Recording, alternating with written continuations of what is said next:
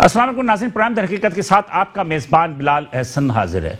नाज़रीन, गुज़िश्ता हफ्ते जब हम इस स्टूडियो में बैठे थे और आज जब हम इस लाइव प्रोग्राम में यहाँ पर बैठे हैं तो इस एक हफ्ते के दौरान जो है बहुत सारी डेवलपमेंट्स हुई। इन डेवलपमेंट्स में सबसे ज़्यादा जो थी कोरोना वायरस की जो वबा है उसको थोड़ी सी जो है उसकी शिद्दत में कमी आई है और बहुत सारे कारोबार ऐसे हैं जो कि लॉकडाउन के बाद जो पाबंदियाँ थी उनके औकात कारों में भी इजाफा कर दिया गया और बहुत सारे कारोबार में छूट भी दी गई, जिसमें कि 2 दिन की छुट्टियां थी जुमा इतवार की, उसको अब सिर्फ 1 दिन के लिए कर दिया गया है, इतवार के दिन छुट्टी के लिए। इसके अलावा टाइमिंग जो है वो दुकानों की वही है, सुबह 6 से रात के 8 बजे तक।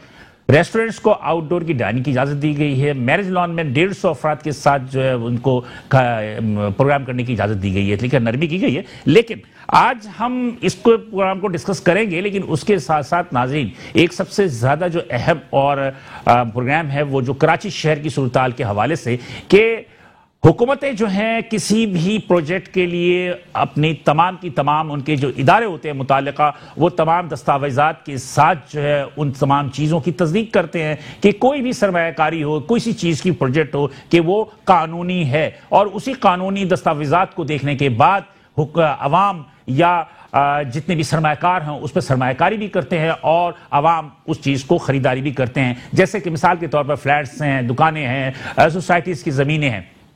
लेकिन बदकिस्मती की बात यह है कि हमारे मुल्क में एक तवील अरसा गुजरने के बाद उसके बाद जब ये करप्शन का इल्ज़ाम लगता है, केस चल रहे होते हैं और एक लंबे अरसे के बाद अदालतें उस चीज़ को कानूनी करार दे देती हैं और गैर कानूनी करार देने के बाद उसको ढा देने की अहकाम दी जाते हैं। लाजमी सी बात है कि जब उसको ढा देने के इंतजाम किए जाते हैं तो उसमें जो भी मुतासरीन हैं उनके लिए कोई वाज़ेह अहकामात नहीं होते हैं कि वो कहाँ जाएंगे। वो सड़कों पे जो है वो पड़े हुए होते हैं, वो उनके बेवायां भी होती हैं उसके अंदर कुछ ऐसे मजबूर अफराद भी होते हैं जिन्होंने के थोड़ा थोड़ा पैसा जमा करके जो है उसमें सरमायाकारी की होती है। लेकिन अचानक ही जब तमाम चीज़ें जो है गैर कानूनी करार दी जाती हैं तो उसके बाद वो बेसुरा सामानी की में जो है सड़कों पर आ जाते हैं, एहतजाज करते हैं, लेकिन उस एहतजाज को सुनने वाला कोई भी नहीं होता और एक बेचैनी सी पैदा होती है। तो सवाल ये पैदा होता है कि हुकूमत कहती है कि सरमायाकारी करो। सरमायाकारी जब की जाती है तो यकीनी तौर पे जो चीज़ भी कायम की जाती है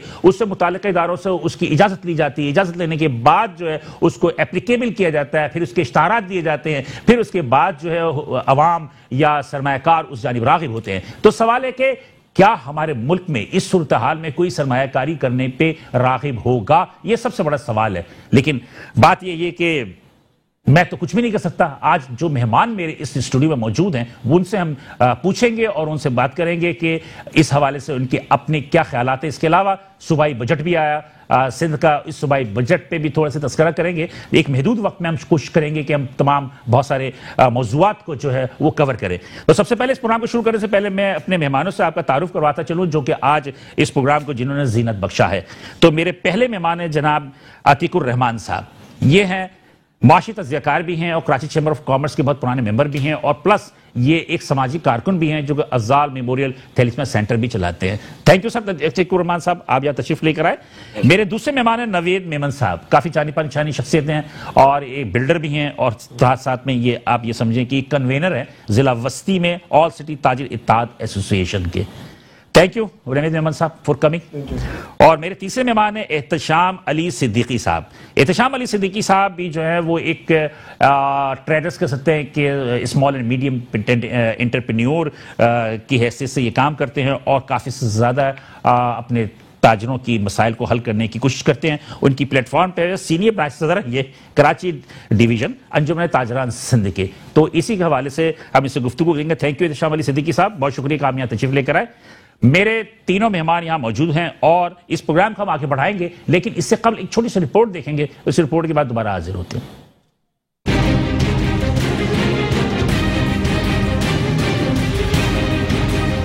मुल्की मईशत इस वक्त उठान की पोजीशन में है, लेकिन कोरोना वबा की सूरत हाल और हुकूमत की कंफ्यूज पॉलिसियों ने गो मगो की सूरत हाल पैदा कर दी है। वफाक और सूबे सिंध की हुकूमतों की आपस की चपलिश ने सबसे ज्यादा मईशत को नुकसान पहुंचाया है। दूसरी जानिब माजी की गलत पॉलिसियों या करप्शन ने आज अपना रंग दिखाना शुरू कर दिया है। एक जानिब हुकूमत मुल्क में सरमायाकारी का भाषण देती है तो दूसरी जानिब طویل عرصے کے بعد عدالتیں کرپشن اور اقرا پروری کا شاخسانہ قرار دینے کے بعد اسے ڈھا دینے کے احکامات صادر کر دیتی ہے، جس سے ہزاروں افراد متاثر ہوتے ہیں اور سڑکوں پہ آ جاتے ہیں۔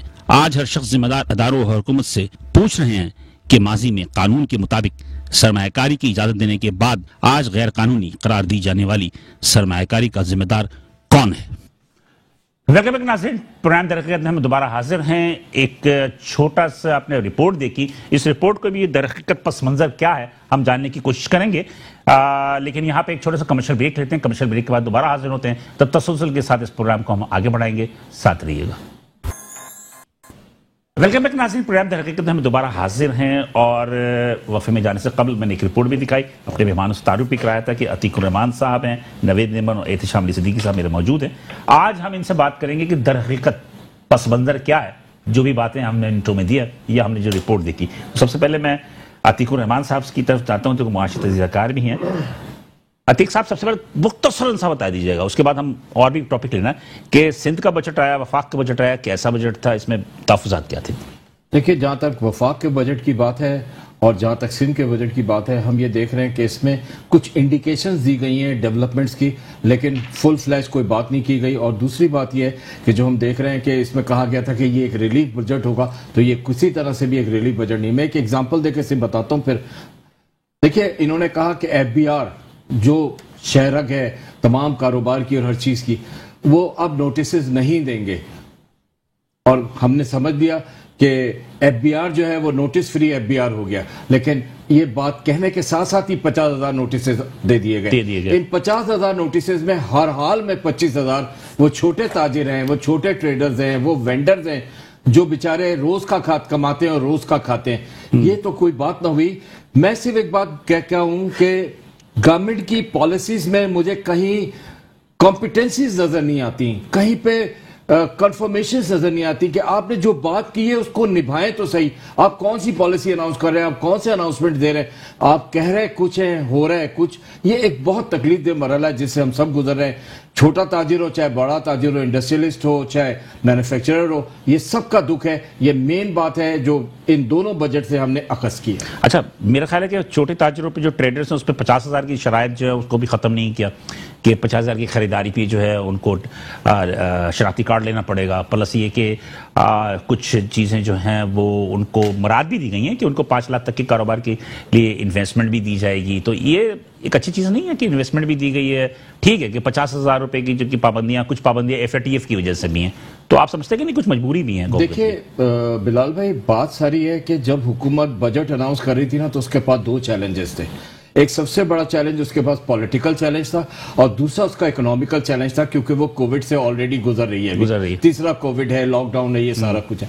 لیکن عوام کے پاس جو چیلنجز ہیں وہ 4 ہیں، اور وہ 4 چیلنجز کیا ہیں؟ مہنگائی، بجلی کا بڑا بل، ان امپلائمنٹ، اور اس کے ساتھ ساتھ جو سب سے بڑا چیلنج ہے وہ یہ ہے کہ اس کے پاس کوئی ایسا آسرا نہیں ہے جس میں وہ یہ کہہ سکے کہ مجھے ریز آف ہوپ نظر آ رہی ہے کہیں سے، اور یہ میری تکلیف کل دور ہو جائے گی۔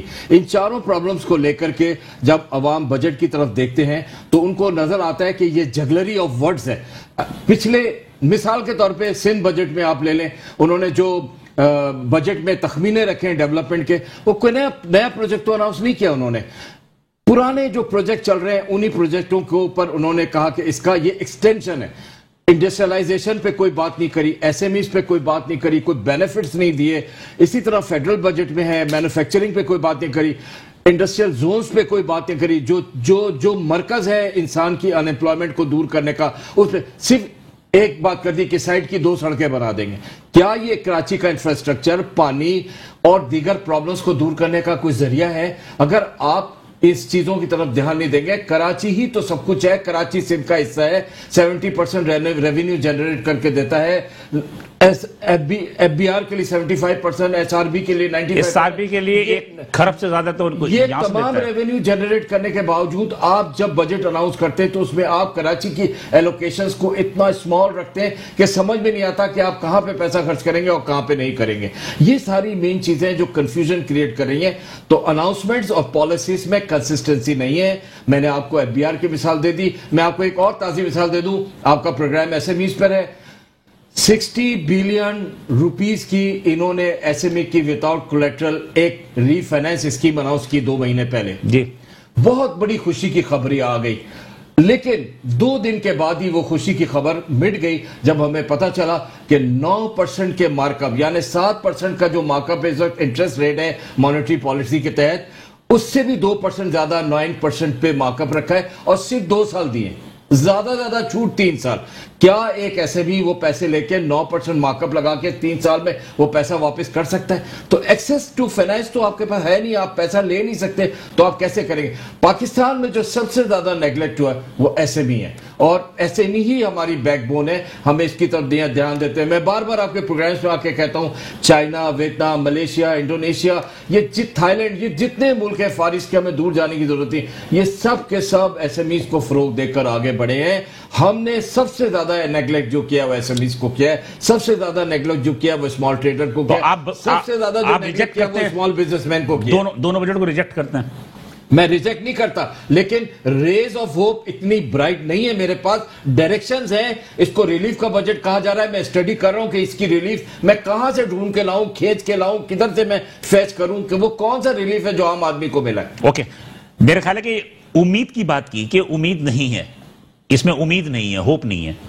नवीद मेमन साहब की तरफ आते हैं। नवीद भाई, उम्मीद, होप, ये इंसान की जिंदगी के लिए बड़ी बड़ी चीज होती है। जैसा कि अतीकुर रहमान साहब ने कहा कि बजट में नहीं है, कोई होप नहीं, उम्मीद नहीं है। चलिए जी, एक तो एक साइड रखें। आप मुझे बताइए कि एक बंदा आज सरमायाकारी करता है और हुकूमत के तमाम इदारों की जो मुसद्दिका दस्तावेजात होती हैं उसको देखते हुए वो सरमायाकारी करता है, उसके बाद अगर उसको गैर कानूनी करार दे दिया जाए और उसको मुस्मार कर दिया जाए तो सरमायाकारी कैसे होगी इस मुल्क के अंदर? मैं मिसाल दे रहा हूं, जैसे अलादीन पार्क का एक वाकया हुआ अभी आपके सामने, लिस्ला टावर को तोड़ने की इजाजत दी गई, बहरिया टाउन में एक मामला हुआ। इन तीनों को अगर कंपाइल करें, इसके अलावा औरंगी नाला, इसका गुजर नाले पे जो लोग मुतासरीन थे उन्हें भी कुछ नहीं दिया गया, कैसे होप करेंगे? क्या ये उम्मीद तो ना इधर है ना उम्मीद इधर है, आप क्या कहेंगे? ये तो बहुत अच्छी आइडियल सिचुएशन है। ये तो उन मुल्कों में, उन शहरों में होता है जो सारे शहरी बड़े खुशहाल होते हैं, उनके बच्चे सारे स्कूल जा रहे होते हैं, ट्रैफिक का निज़ाम ठीक होता है, कचरे उठा लिए जाते हैं, फिर इस किस्म की इम्प्लीमेंट की जाती है। मगर ये बड़ा अफसोस है कि जिनकी दुकानें टूटी हैं, मैंने एक बार तो और भी कहा कि जो इदारे इसकी इजाज़त देते हैं, इसका मतलब है वो इन्वॉल्व है इस काम में 100%। तो उन इदारे में वो लोग क्या मर खप गए? एक मरतबा कब्र से भी निकाल के ना उनको फांसी दी जाए ना तो ये सारे मसले ठीक हो जाएंगे। वो तो आराम से बैठे हैं। मैं ये कहता हूँ कि अभी इस्लामाबाद में जब बनी गालों को ये रेगुलेशन कर सकते हैं तो ये अलादीन को क्यों नहीं कर सकते थे? अलादीन को भी कर सकते थे ना, पैसे ले सकते थे, वो बेचारे दुकानदारी कर रहे थे इतने अरसे से। मुझे अच्छी तरह मालूम है कि एक बेवा ने अपने मियाँ के सारा पैसा इधर लगाया, उसकी 4 बेटियां हैं, वो 35-40 हज़ार रुपये यहाँ से किराया लेती थी। आप यकीन माने वो अब तक औरत बेहोश पड़ी है बेचारी, अल्लाह रहे। उसका तो काम खत्म हो गया ना। तो चीफ जस्टिस पाकिस्तान बड़े ऑनरेबल, माफ़ी चाहता हूँ उनसे, मैं उनके लिए कोई ऐसी बात नहीं करना चाहता, मगर एक बात ज़रूर उनके लिए करूँगा कि जब इस किस्म के बड़े फैसले करते हैं, बोल्ड फैसले करते हैं, तो अक्सर हम ये देखते हैं कि भाई ये नफ्स अमन का मसला है कि इसके जो फैसले हैं वो हम रोक देते हैं ताकि कोई पैनिक ना फैले। इस किस्म के फैसले 3 दिन में कराची में आते साथ ही इस फैसले, चीफ जस्टिस साहब ने बड़े फैसले किए हैं।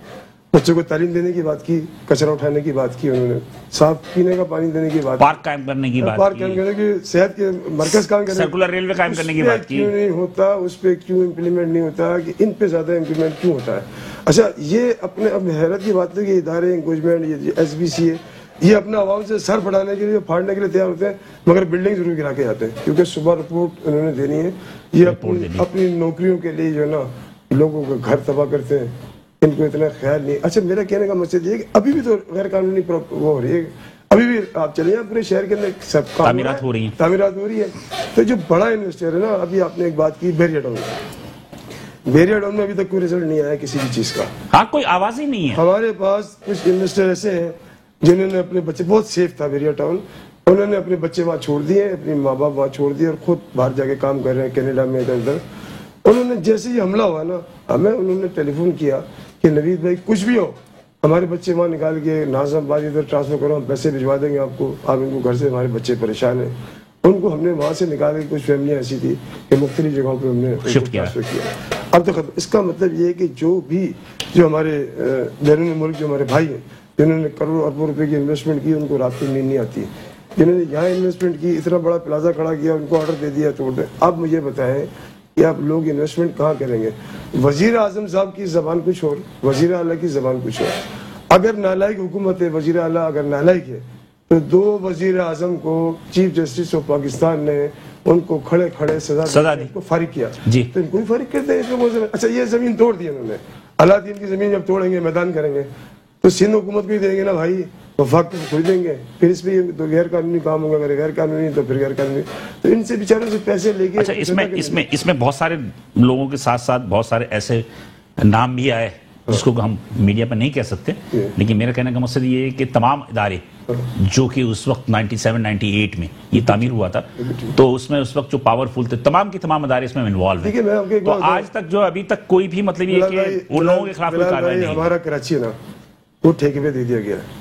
ہمارے کراچی کا 98% پیسہ لوگوں کو تقسیم کیا گیا اور ہمیں صرف 2% دیا گیا کراچی کی تعمیر کے لیے، کراچی کی ایجوکیشن کے لیے، کراچی کے معاملات کے لیے صرف 2%.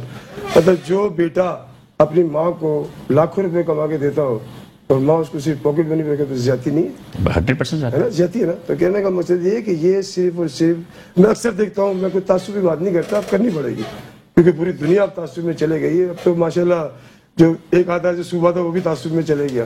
تو میں تعصب کرتے ہوئے بات کرتے ہوئے میں نہیں سمجھوں گا کہ مجھے کرنی چاہیے اور مجھے 100% یہاں بیٹھ کے ایک بات ضرور کرنی چاہیے کہ میں نے جتنی بھی ریسرچ کی، جتنے بھی علاقے ٹوٹے اس میں مہاجر کمیونٹی زیادہ ہے، 100% زیادہ ہے. میں اس دن وہاں گیا ہوں سرجری ٹاؤن میں، آپ یقین مانے تیزی کے ساتھ وہاں کنسٹرکشن ہو رہی ہے. وہ بیچارے جو آگے 20 سال کے بعد کوئی ایک نئے چیف جسٹس صاحب آئیں گے تو پتہ چلے گا وہ غیر قانونی پھاڑ کے پھینک دیں گے. تو یہ جو کام ہے، یہ جو پہلے کام پورے ہو گئے، کیا قوم خوشحال ہو گئی؟ کیا کورونا ختم ہو گیا؟ لیکن میرے خیال میں لوگ مزید بے روزگار ہو گئے، بدحال ہو گئے. ختم ہو گئے سر، کراچی کے جو مقامی لوگ ہیں وہ ختم ہو گئے. احتشام صاحب سے یہ بات کر لوں میں، پھر اس کا آگے بڑھتے ہیں. احتشام علی صدیقی صاحب بڑی سنجیدگی اور خاموشی کے ساتھ دونوں حضرات کی گفتگو سن لی. تو یقینی طور پہ ہم تو آپ سے یہی پوچھنا چاہیں گے کہ اس وقت ایک ایس ایم ایز یا ایک ٹریڈرز جو بھی ہے، کیا صورتحال ہے؟ آپ کیسے دیکھ رہے ہیں کہ کورونا وبا ایک طرف ہے، بجٹ آ گیا، پھر اس کے بعد یہ صورتحال ہے، تو کیا تجزیہ ہے آپ کا؟ بلال بھائی دیکھیں، مسئلہ یہ ہے کہ سب سے پہلے تو تھوڑا سا ماضی میں جانا پڑے گا آپ کو. چلے جائے. اس سے پہلے بھی انکروچمنٹ ہوئی، کوئی اس سے پہلے چائنا کٹنگ ہوئی، پہلے چیف جسٹس کے احکامات تھے، کسی اور کے احکامات نہیں تھے، سب کچھ ہوا. لیکن ابھی جیسے دونوں میرے دوستوں نے بات کی کہ اس کے بعد امپلیمنٹ کسی اور چیزوں پہ کیوں نہیں ہوتا، صرف اسی پہ کیوں امپلیمنٹ ہوتا ہے. اور جو نوید بھائی نے کہا ودن 3 days، وہی میں آ رہا ہوں کہ ہم نے مزید 2 سال کیا 2 سال اور 3 سال کا گیپ آیا. اس 3 سالوں کے اندر ہم نے وہ چیز تو اچیو نہیں کی جو ہمیں پروموٹ کرتی یا ہم آگے کی طرف جاتے، لیکن ہمیں صرف انکریجمنٹ کا تحفہ تو دے دیا گیا. ٹھیک ہے، اس کے بعد مزید وہاں پہ انکریجمنٹ کروا بھی دی گئی، پھر اس کے بعد مزید آنے والے 10 سالوں میں وہاں سے انکریجمنٹ ہٹائی جائے گی. تو یہ ایک سسٹم، اس کو نہیں بدل سکتے آپ. سسٹم کو بدلنے کے لیے چیف جسٹس صاحب جو فیصلے کرتے ہیں، میں نوید بھائی کی بالکل اس کی وہ کرتا ہوں تائید کہ جو فیصلے ہوتے ہیں وہ فیصلے اتنی جلد بازی کے فیصلے نہیں ہونے چاہیے. اس میں سمجھنا چاہیے کہ کراچی کی اپنی وقت کیا ہے. اچھا، پھر نوید جیسے انہوں نے کہا کہ اپنے عتیق بھائی نے کہا کہ ایک بات اور دیکھیں، مسئلہ یہ ہے کہ آپ بزنس کو، بجٹ کو دیکھیں اس ٹائم، کیونکہ آپ ابھی کووڈ سے نکلے. بالکل ٹھیک ہے، کووڈ سے نکلنے کے بعد آپ کی معیشت بدحالی کا شکار ہے، بالکل اس کو میں ایگری کرتا ہوں. لیکن جو کچھ سبز باغ اعداد و شمار کے تحت ہمیں اس بجٹ میں دکھائے گئے، اس کو میں سمجھتا ہوں کہ میں اس کو بالکل ریفیوز کرتا ہوں. شاید انہوں نے کسوے نفسی سے کام لیا، انہوں نے ریفیوز کا نام نہیں لیا، لیکن میں لیتا ہوں کہ اس بجٹ کو میں کہتا ہوں مسترد کرتے ہیں. مسترد، بالکل میں مسترد کرتا ہوں، کیونکہ یہ کسی طرح سے بھی عوامی بجٹ نہیں ہے، یہ کسی طرح سے بھی فرینڈلی بجٹ نہیں ہے. یہ آنے والے وقتوں میں، جسے آج اسد عمر صاحب نے خود کہہ دیا اس بات کو کہ شاید ہو سکتا ہے ہم اپنے اہداف کو نہیں حاصل کر سکیں. بالکل دیکھیں، ایک شخص جو خود اپنے منہ سے کیا ہے تو یہ لالی پاپ ہی ہوا نا، ہمیں دینے کے بعد آپ دوسرے دن ہی کیا ہو کہ شاید ہم یہ چیز اچیو نہ کر سکے. تو کیوں ایسی باتیں کرتے ہیں؟ جب ہوپ دے کے پھر آپ اس کے ہاتھ میں دیکھیں واپس لے لیا. ایک چیز اور بتا دیں، ہم تو سندھ گورنمنٹ نے 25,000 روپے مہینہ کم سے کم کیا ہے نا اپنا امپلائیز کی کیا، تو اس کی وجہ سے آپ لوگوں پہ کتنا بوجھ پڑے گا؟ सर देखिए, सिंध गवर्नमेंट ने कर दिया, लेकिन मसला वही है कि हम तो चले ठीक है वो दे देंगे, लेकिन इस पे इम्प्लीमेंट नहीं होता। नहीं तो कैसे देंगे आप? देखिए, हम आपके पास इतना कारोबार है कि 25 अगर 10 अफराद के आपके पास है तो 10 अफराद में यकीनी तौर पर 50,000 बढ़ गया। हमारे पास 8 अफराद है, हम अपने 2 अफराद को कम कर देंगे। मतलब कि बेरोजगार करेंगे? बेरोजगार नहीं करेंगे। मसला उसमें से देखिए, अपने जब आपके एक्सपेंसेस को थोड़ा सा बिलो करना पड़ता है, अब ओवर एक्सपेंसेस होंगे तो उसको बिलो करना पड़ेगा, लेकिन बेरोजगार नहीं होंगे वो, उसके लिए वो दूसरे प्लेटफॉर्म हासिल कर लेंगे। लेकिन जो इस तरह से नहीं होते, जिनके पास तजुर्बा नहीं होता, वो उस तरह दूसरे तजुर्बे मतलब थोड़ा बहुत आगे पीछे करते हैं, आगे पीछे। लेकिन मसला ये है कि आप अगर यहाँ इंप्लीमेंट कर रहे हैं, तो मैं तो एक छोटा ठीक है बिजनेसमैन हूँ, लेकिन जहां पे फैक्ट्रीज लगी हुई है वहां पे क्या 25,000 रुपए मिलते हैं? या इससे पहले नहीं, इससे पहले लेकिन आप तो इंप्लीमेंट कर दिया ना। नहीं, इंप्लीमेंट करते हैं वो लोग, इंप्लीमेंट करते हैं नहीं होता। देखिए, इसका चेक एंड बैलेंस रखना चाहिए, सिर्फ ऐलान से कुछ नहीं होता। चेक एंड बैलेंस सबसे बड़ी चीज है, चेक एंड बैलेंस नहीं है हमारे पास। दूसरी बात यह कि आप जब बजट में रखते हैं तालीम की मद में और सेहत की मद में क्या रखते हैं? आप देख रहे हैं कि तालीम आपके पास बिल्कुल नहीं है, तालीम लिटरेसी रेट आपके पास नहीं है। आप वो वाला लिटरेसी रेट रह गया, आप जो 57 बताते हैं उसमें 57 में से भी आप वो लोग निकाल दीजिए जो सिर्फ अपनी सिग्नेचर किसी आपसे सीख के, मुझसे सीख के कर लेते हैं, उसको भी लिटरेसी में आपने डाल दिया। तो अवेयरनेस की जरूरत है, आप तालीम पे तवज्जो दीजिए। आप तालीम पे तवज्जो देंगे और दूसरे शोबों में तवज्जो देंगे। आप सिर्फ एक लॉलीपॉप देखिए, एक ही चीज के पीछे लगा के रखेंगे कि आप डिफेंस और दूसरी चीजें देखिए, डिफेंस का अपना बजट है, वो भी जरूरी है, वो लाजिम है। लेकिन मसला ये कि जब अच्छे हालात हो तो थोड़ी सी कटौती करके दूसरे जो वो प्रोजेक्ट्स हैं उनको भी देखना चाहिए, दूसरे जो अपनी इंडस्ट्रीज हैं उनको भी देखना चाहिए। सिंध के अंदर अब तक जो कुछ हुआ वो सिर्फ हमें लॉलीपॉप की हद तक दिया गया और इसके अलावा कुछ नहीं। तो लॉलीपॉप ले रहे हैं आप लोग? लॉलीपॉप लेने पे मजबूर किया जाता है ना, हमारे को मजबूरी है हमारी। देखिए, हम उसको, उसकी वजह ये देखिए, उसकी भी वजह है, हम एक प्लेटफॉर्म पे नहीं है। अभी आपने चैम्बर की बात की जी, बासत के साथ तख्ती साहब बैठे हुए, चैम्बर की बात की। हम चैम्बर क्यों इतना डिले कर रहा है कि इस इतनी बड़ी आपने इंक्रोचमेंट हो गई। हाँ, अलादीन की बात नवेद भाई ने की, सबने की, ठीक है ना। इसके अलावा नेशनल टावर की आपने बात की, तमाम चीजें हो गई, लेकिन हम एक प्लेटफॉर्म पे आके कभी आवाज नहीं उठा सके। क्यों नहीं उठा सके? वजह यह है कि हम कभी एक सोच नहीं बना सके ना। एक सोच तो बनाए, हम सिंध के लिए, कराची के लिए सोचते तो हैं, लेकिन सिर्फ ये अच्छा, की बात ये कि हम कराची के लिए सोच रहे हैं, लेकिन यहाँ बैठ के सोच रहे हैं। उसके बाद बाहर निकलने के बाद मैं अपनी 1.5 इंच की मस्जिद में अलग बैठा हूँ, वो अपनी अलग मरता है। यूनिटी नहीं है सर, यूनिटी की जरूरत है। जैसे इन्होंने कहा कि ना हमें खड़ा होना चाहिए, हमें खड़ा होना चाहिए था। मुझे बहुत दिल की बात लगी, मुझे बाकी मैं एक दो मुलाकातें से नवेद भाई ने बहुत अच्छी बात कही। मैं यकीन माने आधी रात को भी खड़ा होने को तैयार। अगर यकीन माने 2000 आदमी खड़ा सर, किसी को देख के ना, यकीन माने किसी को देख के ना अफसोस होता है, किसी का बिजनेस चला जाए, किसी के पैसे। मेरा अपना जाती राय है कि हम अदालत के अहकामात को हद व तनकीद तो नहीं बना रहे, लेकिन बात यह है कि एक के जज्बात है अमूमी तौर पर जिसका इजहार किया जा रहा है, यकीनी तौर पर अदालतें इससे बेहतर फैसला कर सकती हैं। नाज़रीन, गुफ्तगू से जारी, यहाँ पे एक छोटा सा ब्रेक लेंगे, ब्रेक के बाद दोबारा हाजिर होते हैं तो हम अपने मेहमानों से मजीद दरहकीकत पस मंजर क्या है जानने की कोशिश करेंगे। साथ रहिएगा।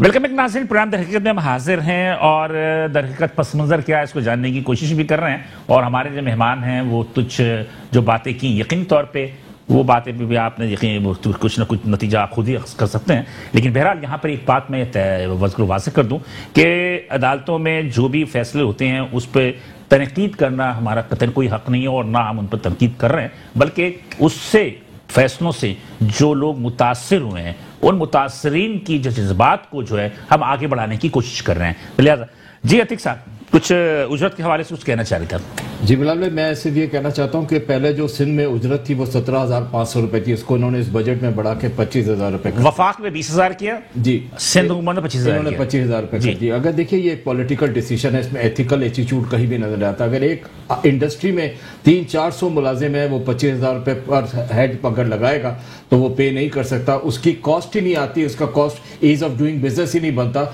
जो उसने कोट किया अपने एक्सपोर्ट्स के लिए वो उसका इनवॉइस फिगर ही नहीं आता। बिल्कुल सही कह रहे हैं। इस तरह क्या होगा कि ये एक अगेन डिस्क्रिमिनेशन हो रहा है, एक खराबा पैदा हो रहा है। और वो खराबा इस तरह से हो रहा है कि crowding out the private sector. वो कहेगा भाई यहां पर अगर उजरत का माहौल ये बन रहा है तो बेहतर है यहां पैकअप करो और उस जगह पे चलो जहां पर मैं अफोर्ड कर सकूं उजरत, क्योंकि जो कुछ वो कमाएगा उस कमाई के अंदर से ही वो देगा ना। अगर कमाई से ज्यादा उसको देना पड़ रहा है तो वो ऐसा कैसा धंधा करेगा? तो एक तो बात ये क्लियर होनी चाहिए। दूसरी बात ये कि देखिए पिछले दिनों बहुत अच्छी न्यूज़ेस भी आई।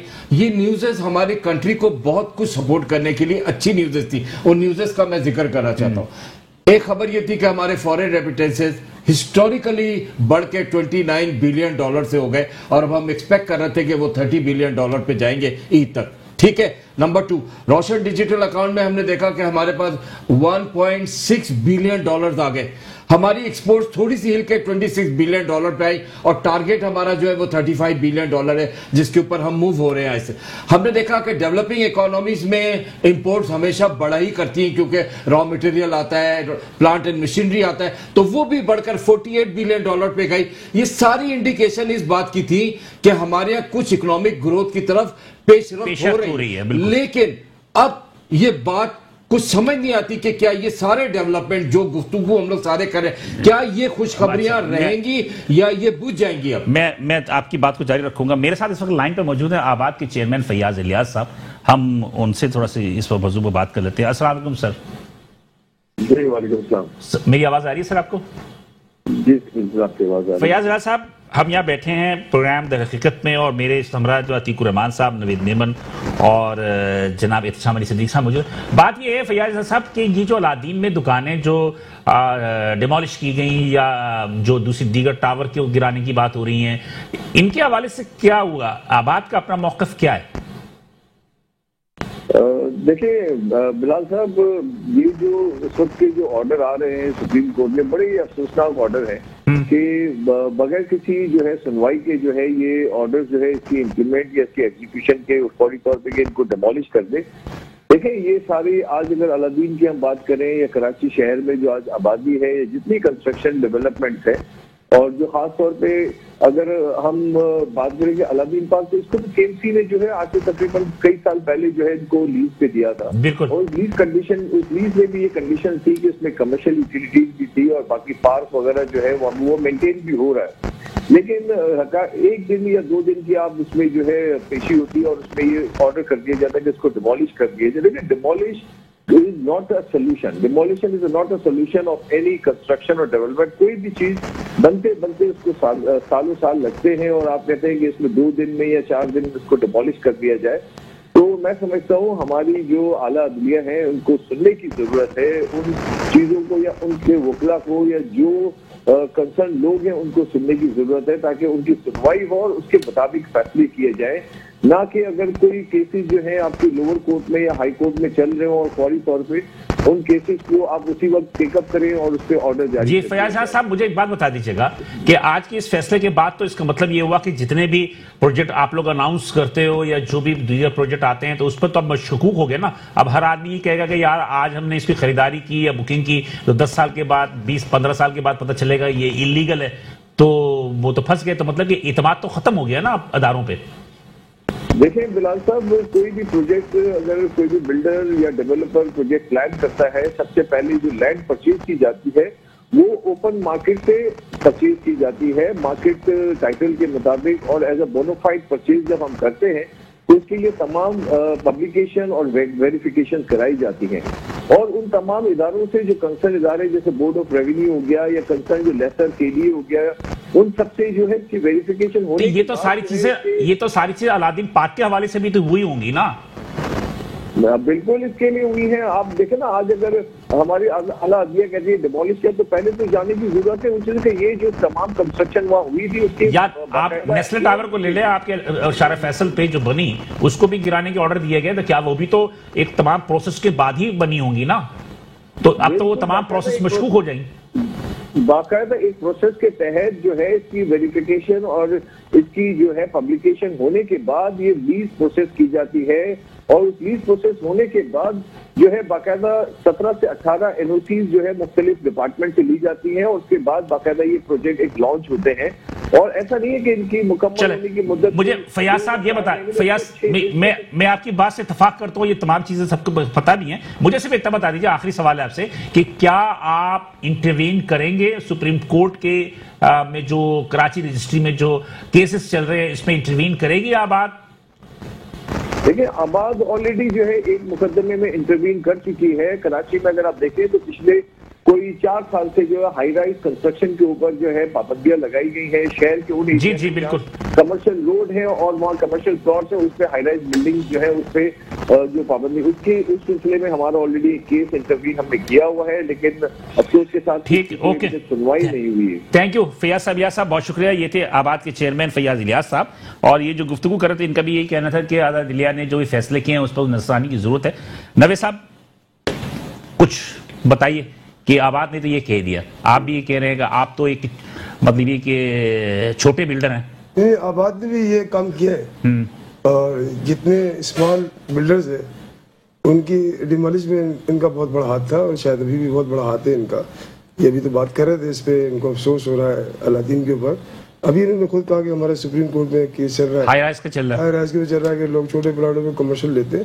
असल में जंग लगी, हमें यूनिटी नहीं है कराची में, अब यूनिटी रही। छोटे और बड़े बिल्डर में जंग लगी। हाँ, जैसे छोटे ताजिर, बड़े ताजिर, बड़ा भाई छोटा भाई है, उर्दू इंग्लिश वाली कहानी, ये हमारे साथ ये कहानी चलती रहेगी। मैं आबाद से तो हमारा इख्तिलाफ सारी जिंदगी रहा है। इन्होंने भी हमें स्मॉल बिल्डर्स को मुख्तलिफ जगहों पे काम करने नहीं दिया। ये तोड़ने की रिवायत थी ना, मैं आपको सच बताता हूँ, ये आबाद वालों की रिवायत थी और किसी की रिवायत नहीं थी। वो खुद तोड़वाते थे, उनके बंदे आज भी उनके बंदे सेटअप का हिस्सा है। मैं आपको गवाही देने के लिए तैयार हूँ आबाद वालों को, जो SB से मिल के लोगों के इमलाक को नुकसान पहुँचाते हैं।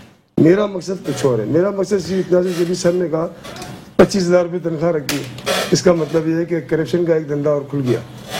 जो भी सरकार कोई कानून बनाती है उसमें करप्शन बड़े अच्छे तरीके से होती है। या वो ईमानदार आदमी होगा तो अपनी फैक्ट्री के और बांग्लादेश में ले जाएगा, किसी रहमियार खान में ले जाएगा, कहीं ले जाएगा, ऐसी जगह पे ले जाएगा जहाँ वो काम कर सके।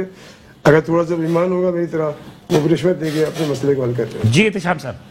जनाब देखिए, मसला वो आबाद का मसला जो आपने सुना, मैं नवीद भाई की इस बात से इत्तेफाक करता हूँ, क्योंकि थोड़ी बहुत इस कंस्ट्रक्शन से मैं भी वाबस्ता रहा हूँ, तो किसी का नाम लेना नहीं चाह रहा मैं, बहुत सारे नाम मेरे ज़हन में नाम लेना मुनासिब नहीं है, लेकिन वाकई इन्होंने जो कुछ किया आबाद ने, वो सबके सामने, छोटे बिल्डर्स जितने भी हैं उन सबके सामने है। वजाहत करने की जरूरत नहीं है, उसको वजाहत करूंगा तो बहुत लंबी बात चली जाएगी। और दूसरी बात ये कि जो सैलरी की बात की, अतीक साहब ने भी बात की, नवीद भाई ने भी बात की, बहुत अच्छी बात की, लेकिन करप्शन तो मसला यही है कि पहले कोई लॉ बनता है, उसको पहले ब्रेक करने का सिस्टम बनता है, उसके बाद लॉ बनता है, लॉ बनने के बाद वो इंप्लीमेंट होता है। चलिए अल्लाह ताला आप लोगों को बरकत दे के आप लोग जो है अपनी इस कारोबार को जारी रखें। बहुत शुक्रिया सब तीनों हजरात का, बहुत शुक्रिया कि आप तीनों हजरात आए। बात यह है कि मौज़ूआत तो बहुत सारे थे, लेकिन वक्त की किल्लत की वजह से हम कुछ गुफ्तगू मज़ीद आगे ना बढ़ा सके। लेकिन बहरहाल हम यहाँ पर खुद भी कहेंगे कि हमारी आला अदलिया की वजह से और हमारे पाक फौज की वजह से ही आज ये मुल्क में कुछ भी थोड़ा बहुत कानून जो है वो मौजूद है।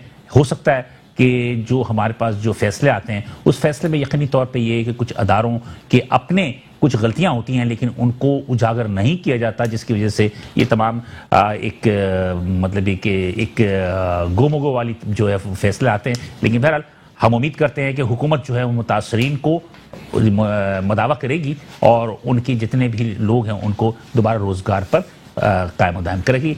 बिलाल, उसने इजाज़त दीजिए, इंशाल्लाह दोबारा आपसे मुलाकात होगी अगले हफ्ते इसी दिन इसी वक्त।